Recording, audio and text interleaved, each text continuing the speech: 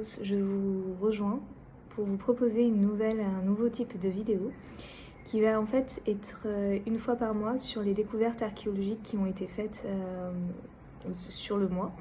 Et en fait, il y a une découverte qui a été faite qui est assez intéressante et je pense que vous ne connaissez pas en fait cette nouvelle découverte, donc je l'ai écrite, hein, donc désolée si je lis.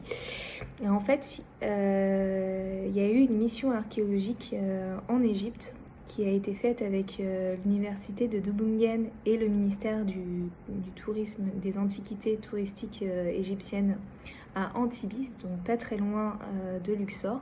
Et en fait, ils ont mis à jour, lors de fouilles, plus de 4300 tessons de céramique où on pouvait voir des inscriptions égyptiennes, enfin...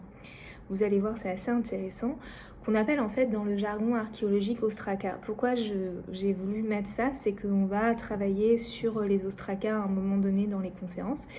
Et donc du coup, ce qui est assez top, c'est que pour vous expliquer ce que c'est que les ostrakas, c'est des morceaux de céramique où il y a des inscriptions dessus.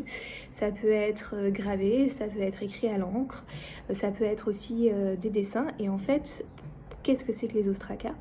Les ostrakas, ce sont en fait comme des morceaux de notes, de post-it, de cahiers. En fait, c'est quand ils n'avaient plus de papyrus, quand ils n'avaient plus de papier pour pouvoir, ou de manuscrits pour pouvoir écrire. Du coup, ils écrivaient sur des morceaux de céramique et ensuite jetés. Et donc, du coup, à Antibes, on a une énorme